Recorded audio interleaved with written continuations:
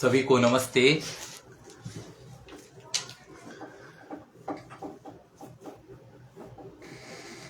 हम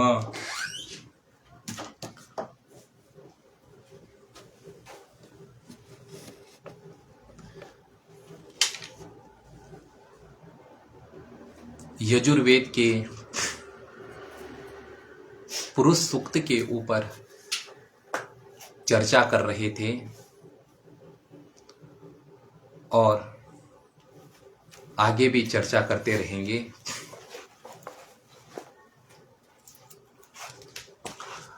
तो आए हम पुरुष सूक्त के दूसरे मंत्र के ऊपर विचार करते हैं।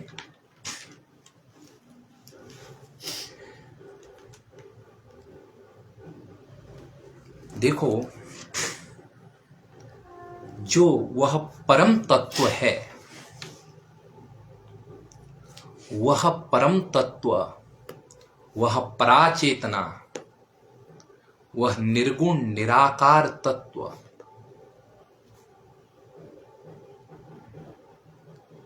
समग्र संसार में व्याप्त है।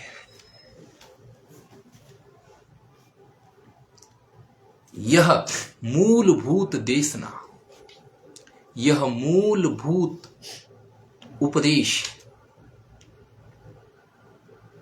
वेदों का है।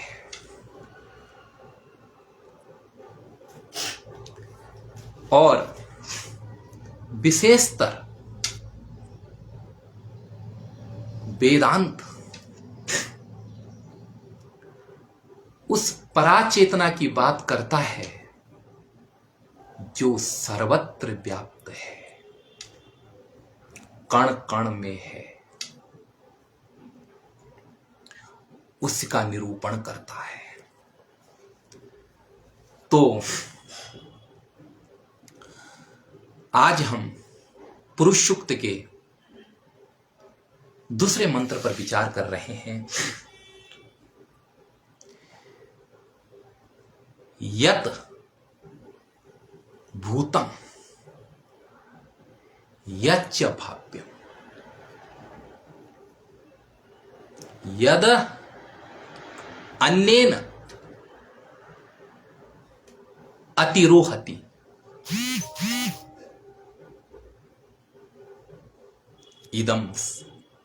इदम सर्वम। यह जो भूत माने भूतकाल का जगत और यह जो भविष्य में होने वाला जगत और यद अन्येन अतिरोहति, जो यह अन्न से बढ़ रहा है, इदम सर्वम, यह सारा जगत जो हो गया है, जो होने वाला है, और चकारा जो वर्तमानिक काल है,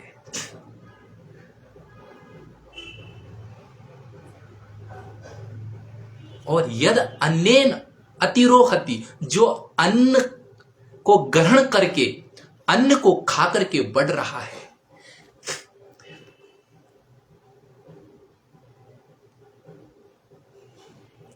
जीव, प्राणी, मनुष्य, छोटे बड़े सब प्राणी, यह सब, और अमृतस्य ईशानः, अमृत मैंने मोक्ष,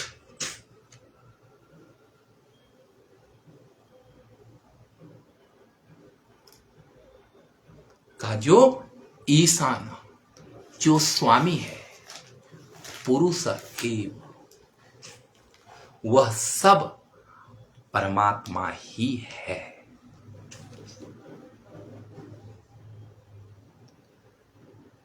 यह संपूर्ण जगत, यह भौतिक जगत समग्र रूप में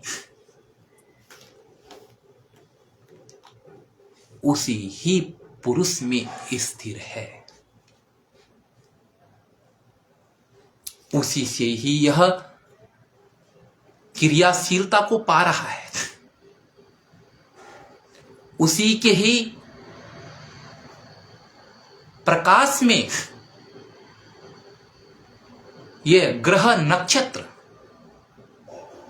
यह इस धरा के, जो इस धरा के नियम है, या इस धरा का जो भ्रमण है, ये जो पृथ्वी घूम रही है, ये पृथ्वी के अंदर जो ऊर्जा है,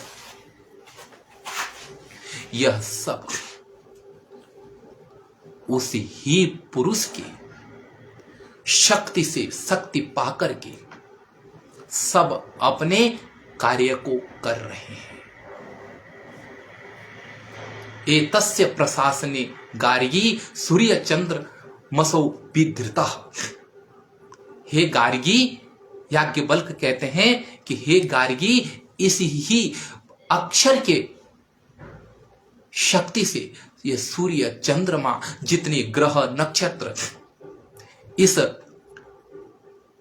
इस धरा में जो सृजन, ग्रह नक्षत्रों का जो भ्रमण, ग्रह नक्षत्रों की जो शक्ति और इस धरा में जो सृजनशीलता, इस धरा में देखो योजना, सृजनशीलता,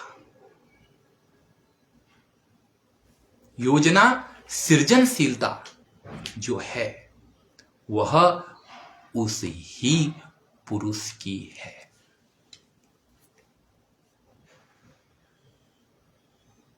जो भी सृजनशीलता है इस धरा में, वह सब उस ही पुरुष की है। क्योंकि समग्र विश्व, आगे कहेंगे अभी कि संपूर्ण विश्व, संपूर्ण ब्रह्मांड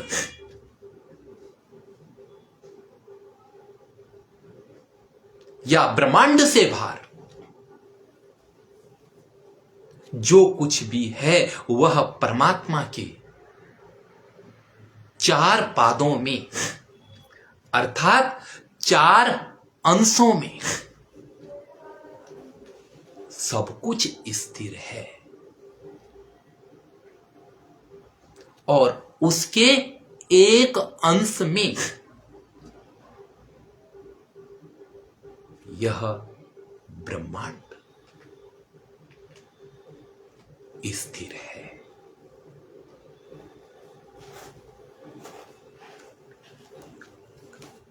ये जो भी जगत है, इस जगत के अंदर जो भी परिवर्तन हो रहे हैं,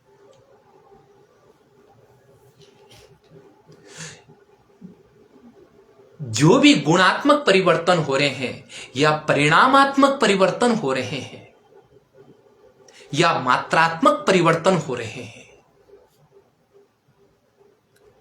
उन परिवर्तनों के पीछे भी कोई शक्ति विद्यमान है।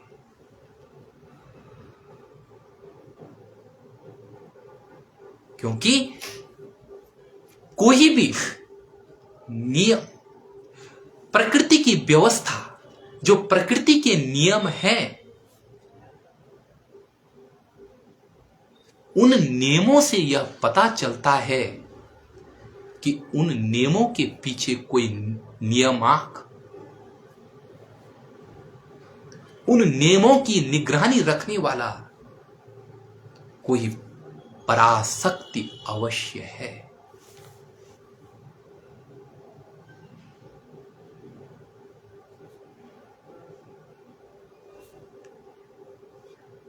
जो भी कार्य हो रहा है, आप इसी शरीर को देखें, आप खुद अपनी प्रकृति को देखें,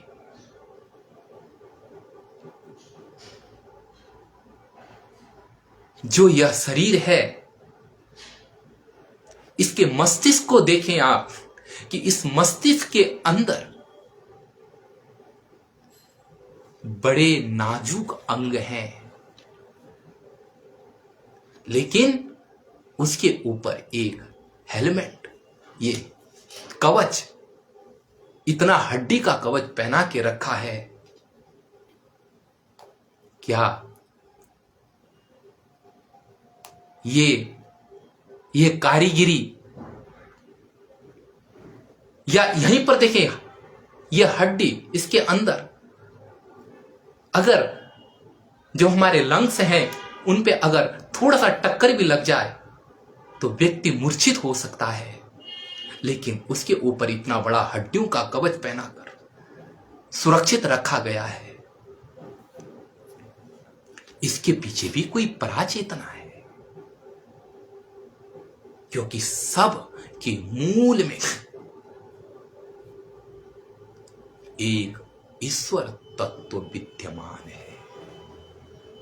जो हो गए हैं, जो होंगे, जो हो रहे हैं, जो अन्न से बढ़ रहा है, यह जीव प्राणी पुरुष एक, वह सब पुरुष ही है।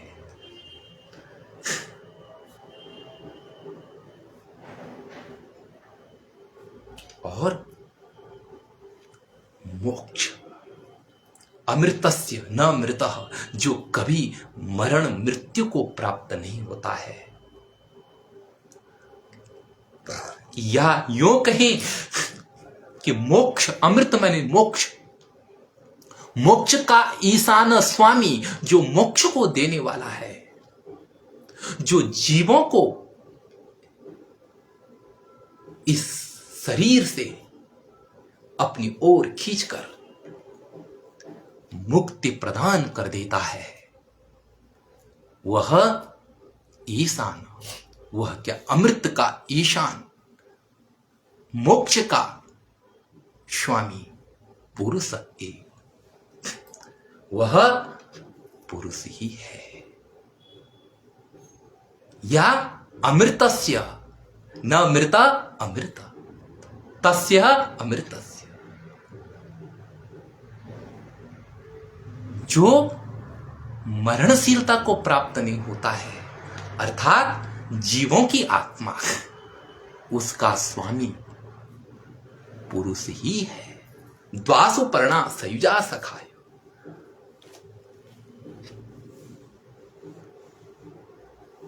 जीवों का स्वामी पुरुष ही है और नहीं। जब तक अपने अंदर यह भाव रहेगा कि मैं हूं, मैं इस शरीर का स्वामी हूं, तब तक अहंकार है। उससे ऊपर उठकर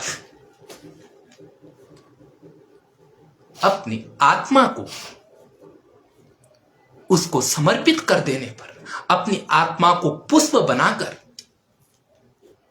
उसको समर्पित कर देने पर, वह फिर उसी का ही हो जाता है, क्योंकि सब वही है।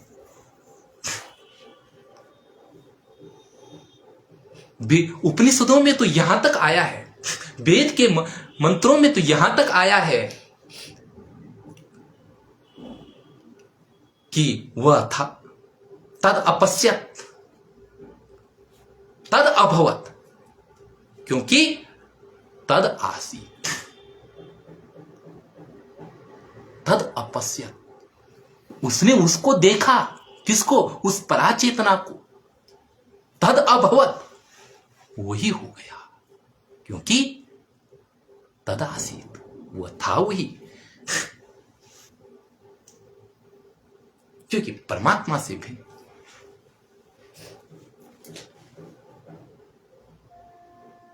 परमात्मा नहीं है। समग्र दृष्टिकोण जब हम उस परमात्मा पर केंद्रित करते हैं, यह जो ध्यान है, यह ध्यान जब, यह ध्यान की ध्यान ही तो शरीर है, यही यही तो यह आत्मा है, यही जो ये चिंतनशीलता है। जब इस चिंतनशीलता को हम ईश्वर से मिला देते हैं, उस पराचिंतन से मिला देते हैं, उस पराज्ञान से मिला देते हैं, तब यही तो समर्पण है, तब वही तो है। उससे भिन्न तब अस्तित्व तो कहां रह जाता है। इसीलिए वह अमृत का ईशान है, स्वामी है, जीवों का परास्वामी है।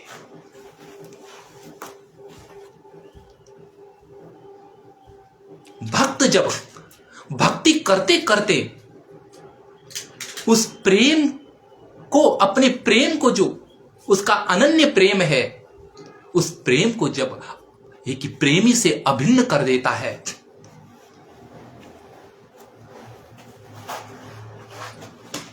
तो फिर वही तो है। क्योंकि नारद भक्ति सूत्र में भी कहा गया है कि तस्मिन तज्जने भेदा भावात्,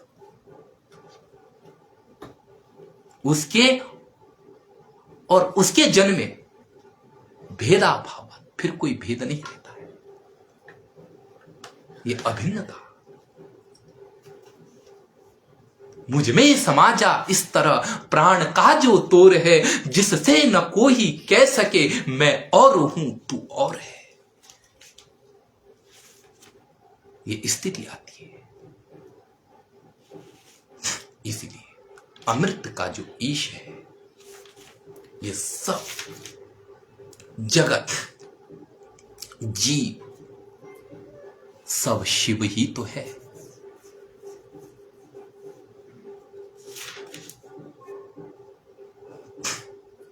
तो इसलिए हमें उस पराचेतना की ओर बढ़ना है।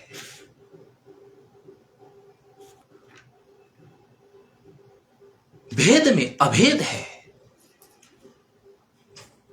तुच्छ में व्यापक है, अल्प में महान है या महान में अल्प है।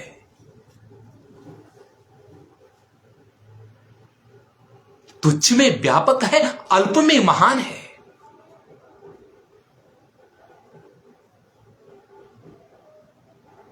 खंडित में अखंडित है। सारे विरोधी विरोधी गुणों का समन्वय एक ही तत्व में होता है। वह है पुरुष। इसीलिए समग्र रूप से परमात्मा ही है। और परमात्मा के चार अंशों का जो वर्णन है, चार पादों का जो वर्णन है, आओ अब उसके ऊपर भी आगे चर्चा करते हैं। एतावानस्य महिमा, एतावान अस्य महिमा। एतावान, इतनी, ये इतनी इस पुरुष की महिमा है। ये जो आए, जिनका ये प्रसंग चल रहा है, जो भूत भविष्य और वर्तमान, ये इसकी महिमा को सूचित कर रहे हैं। जो भूत भविष्य वर्तमान, ये तीनों कालों में व्याप्त है, यह उस पुरुष की महिमा है। यह उस पुरुष की महिमा का प्रतिपादन कर रहे हैं। अस्य एतावान महिमा, यह उस पुरुष की महिमा है।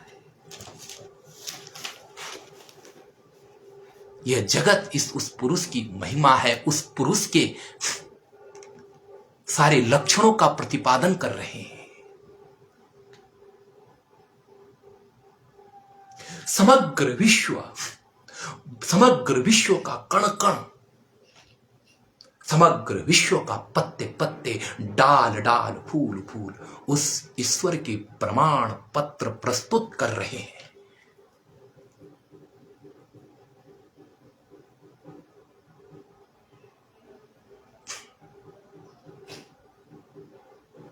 एतावान अस्य महिमा, अस्य पुरुषस्य एतावान महिमा अस्ति।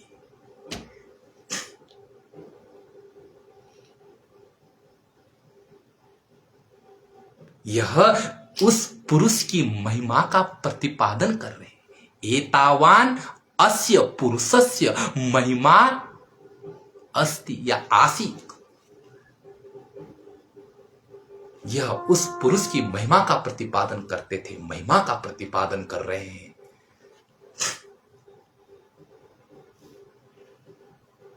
इसी क्योंकि यह जगत, इस जगत के हर कण कण में,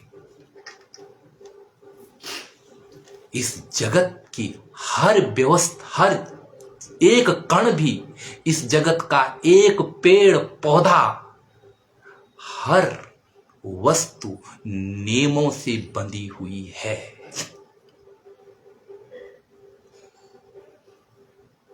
ये सब जितने भी नियम है, यह इन नियमों का नियंता, नियामक, जिसके पास यह नियम है, जो इन नियमों का निरीक्षण कर रहा है, वह परम पुरुष है।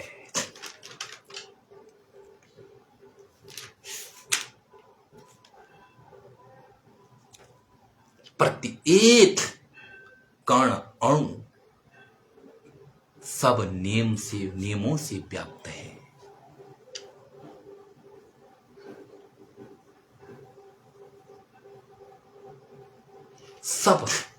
सबके अंदर जो सृजनशीलता है, उस सृजनशीलता का सृजक, कार्य का कर्ता, सृजन का सृजक, योजना का योजक,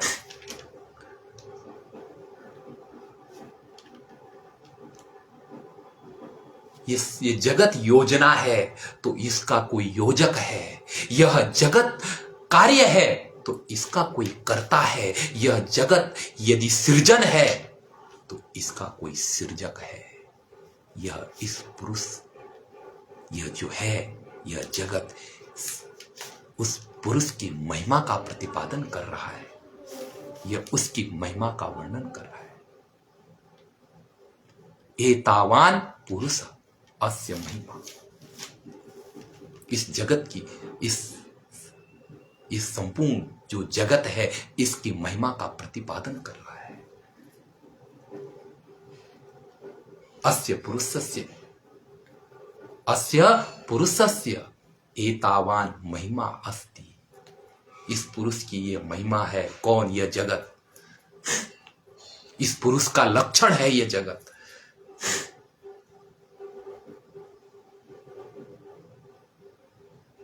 एतावान महिमा अस्य अस्ति। आगे कहते हैं, और यह मत समझना कि पुरुष जो ये जगत है इसी के अंदर बंधा हुआ है। अतः जायांश्च पुरुष, पुरुष जो है इससे श्रेष्ठ है। जायान, पुरुष इस जगत से भी श्रेष्ठ है। इसका एक अंश है ये,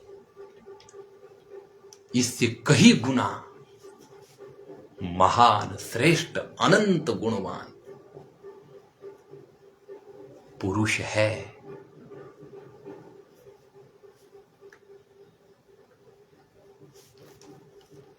यह इस जगत रूपी पुरी में शयन करने वाली पराचेतना जो ये पुरुष है,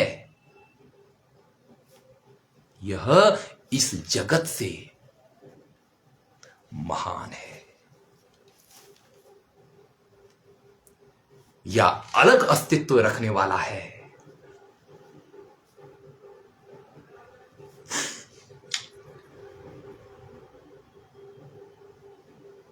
पुरुष की महिमा है, वह भिन्न भी है और अभिन्न भी है।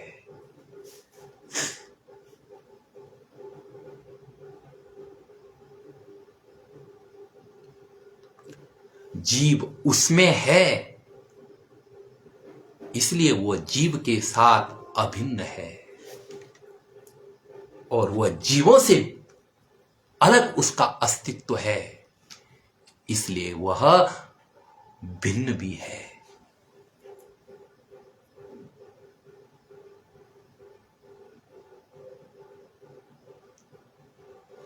वह जीव के साथ जीव की आत्मा है, इसलिए अभिन्न है, एक लग एक है, और वह जीव की आत्मा से उसका लक्षण भिन्न है, क्योंकि वह सच्चित आनंद है, महान है, इसलिए भिन्न है। जीव अल्पज्ञ है, एक देशी है, उसके एक छोटे अंश में रहने वाला है, इसलिए भिन्न भी है। तो जगत भी ऐसा ही है, इसलिए परमात्मा जायांश्च, जायान श्रेष्ठ, जायान जायांसु, जायांस जायांसम, परमात्मा श्रेष्ठ है। और अस्य, इस परमात्मा की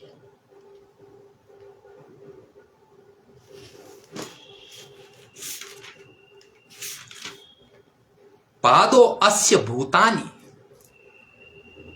पादो अस्य विश्वा भूतानि, अस्य, इस परमात्मा की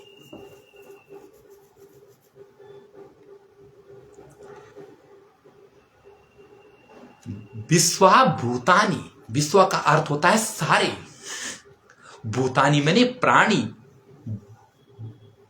जगत,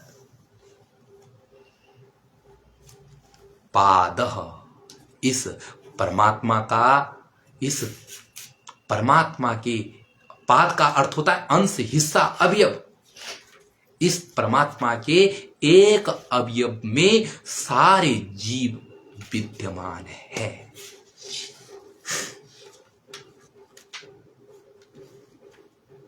एक टुकड़े में, एक हिस्से में, एक किनारे में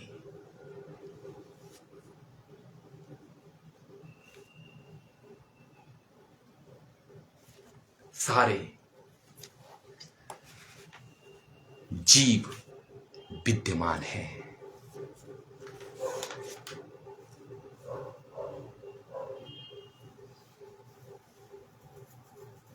और आगे कहते हैं, जो देखो एक हिस्सा, चार हिस्से हैं, चार हिस्से में एक हिस्सा, जिसमें यह ब्रह्मांड विद्यमान है, यह पृथ्वी विद्यमान है, सब इसमें जो ब्रह्मांड के अंतर्गत आया वो सब एक हिस्से में विद्यमान है।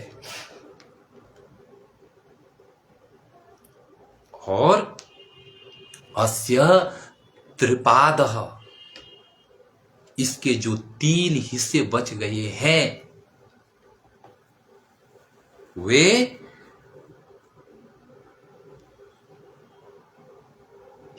अमृत दिवी, अस्य त्रिपादः अमृत दिवी अस्ति, इसके जो तीन पाद बच गए हैं वे अविनाशी मोक्ष में स्थित है। दिवी का अर्थ द्योतना दिवी, मोक्ष अर्थ भी करते हैं, या इसके जो तीन पाद हैं वह दिवी माने आकाश, खाली स्थान, या प्रकाश में जो इस ब्रह्मांड के बाहर जो खाली स्थान प्रकाश है, उसमें इसके 3 पाद स्थित है।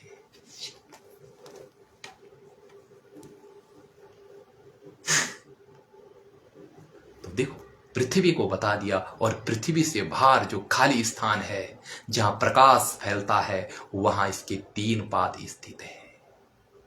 माने वह जो 3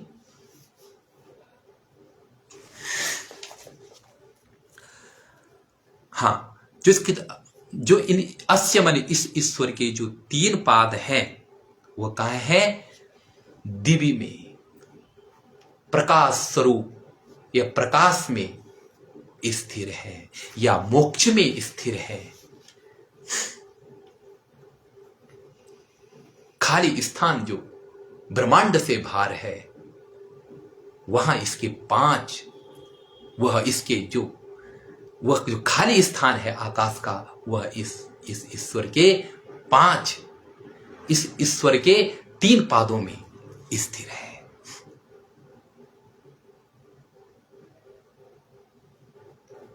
अस्य ईश्वरस्य अमृतम दिवि त्रिपाद, इस ईश्वर के 3 पाद जो है, वह खाली स्थान में विद्यमान है या मोक्ष स्वरूप में विद्यमान है। और इसका एक व्याख्यान इस प्रकार किया जाता है कि अस्य, इस ईश्वर के त्रिपाद दिवि, 3 पाद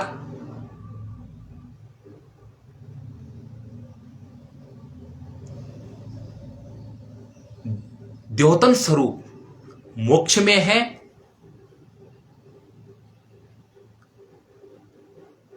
और अमृतम च दिवि, और जो उसका क्या है?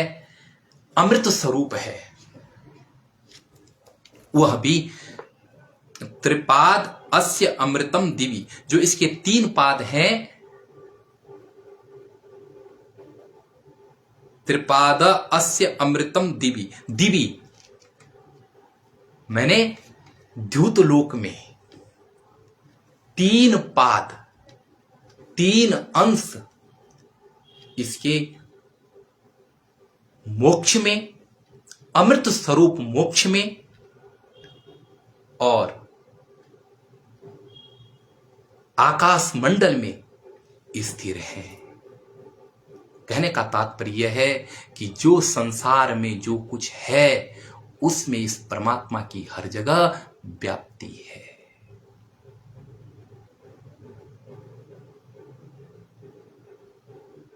त्रिपाद अस्य दिवि, त्रिपाद अमृतम अस्य दिवि ही, इसके 3 पाद प्रकाश स्वरूप आकाश में है, या इसके 3 पाद जो ज्ञान स्वरूप मोक्ष है, उसमें विद्यमान है। मोक्ष में जाओगे तो परमात्मा के स्वरूप को पा जाओगे, तुच्छता से परमात्मा की व्यापकता की ओर बढ़ोगे। यही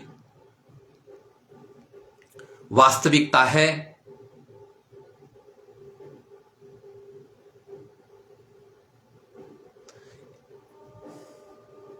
द्योतनात्म के मोक्ष स्वरूपे अमृतम मोक्ष सुखम अस्ति। जो द्योतनात्मक अपना स्वरूप है, उस मोक्ष के सुख में इसके 3 पाद विद्यमान है। जो अपना स्वरूप, आत्मा का जो स्वरूप है, इसमें इसके 3 पाद विद्यमान है, 3 अंश विद्यमान है। जीव उस परमात्मा के 3 अंशों को पाकर के अपने जीवन में कृतार्थता को पाता है। जो सर्वत्र व्यापक चेतना है, उसको वह अपने हृदय के अंदर प्राप्त कर लेता है। तो यह जो पुरुष सूक्त है, इसने एक परमात्मा के जो चतुर अंश हैं उनका पूरा वर्णन कर दिया है। और इस 4 अंशों में संपूर्ण ब्रह्मांड विद्यमान है। आगे ये जो 4 अंश हैं, इन 4 अंशों के विषय में विस्तृत जानकारी होगी। आप जुड़े रहें और वेद के मंत्रों का व्याख्यान आप सुनते रहें। ये मंत्र विशेषतर वेदांत की तरफ इशारा करते हैं। वेदांत जो है वह ईश्वर का समग्र रूप को प्रस्तुत करता है। वेदांत जो है वह समग्र विश्व को एक सूत्र में जोड़ने की बात करता है। आपने देखा है कि हमने पुरुष सूक्त के माध्यम से संपूर्ण विश्व को एक सूत्र में ग्रंथित करने का, सारे विश्व को एक सूत्र में ग्रंथित करना या करने का उपाय वेदांत बताता है। जो आगे भी सहस्रसी रेखा पुरुषः हमने मंत्र में भी पढ़ा है कि संपूर्ण विश्व में एक ही पुरुष है जो अंदर और बाहर है। और यहां पर यह बताया है कि समग्र ब्रह्मांड में एक ही चेतना काम कर रही है। यह मानवीय बुराइयों का अंत करके मनुष्य को मनुष्य से जोड़ती है, मनुष्य को मनुष्य के साथ एक करने की विचारधारा इसमें विद्यमान है। ये जो सूक्त हैं, इन सूक्तों के माध्यम से या इस सूक्त के माध्यम से यह बताया गया है कि एक ऐसी शक्ति है जो भौतिकता के साथ रहकर के भी भौतिकता से बिल्कुल भिन्न है। एक अखंड व्यापक शक्ति है जिसको प्राप्त कर लेने से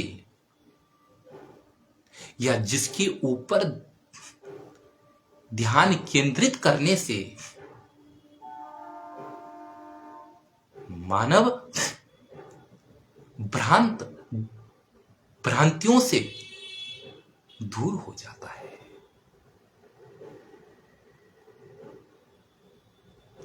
एतद अक्षरम विदित्वा गार्गी अस्मात् लोकात् प्रैति स ब्राह्मणः।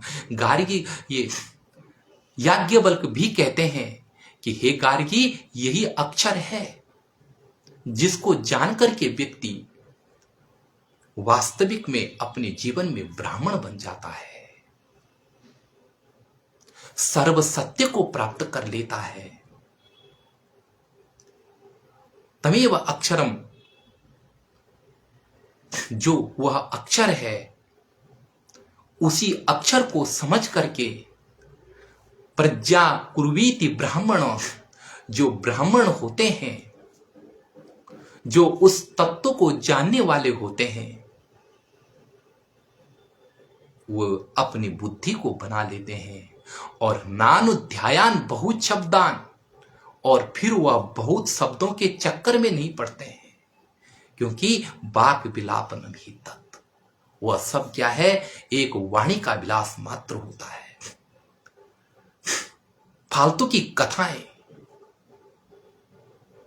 बेसार बातों के चक्कर में वह नहीं पड़ते हैं, क्योंकि उसी तत्व को समझ करके वे प्रज्ञा का निर्माण करते हैं। तो आप उस तत्व पर ध्यान केंद्रित करें, आप जुड़ें और उस तत्व को समझें, तो आपके सारे मिथ्या विश्वास, आडंबर सब खत्म हो जाएंगे। आप पाखंडों के चक्कर में न पड़े। भारत का मूल वेद है, वेदों के तरफ बढ़े। आप वेदों का अध्ययन करें, क्योंकि वेद अभ्रांत सोच है। इस अभ्रांत सोच को पढ़ करके आपके जीवन में अभ्रांतता पैदा होगी, वस्तु को समझने की यथार्थ सोच पैदा होगी। अतः आप वेदों की शरण में जाएं, अपने मूल के तरफ जाएं, आपको स्वच्छ जल मिलेगा। आगे जितना जाओगे वह सब कृत्रिम है, मिलावटीपन हो सकता है, लेकिन वेदों में मिलावटीपन नहीं है, यथार्थता है। इसीलिए वेद के शरण में जाएं। तो आज मैं अपनी वाणी को यहीं पर विराम देता हूं, फिर कल मिलेंगे और फिर एक बार इस मंत्र के ऊपर कल चर्चा होगी।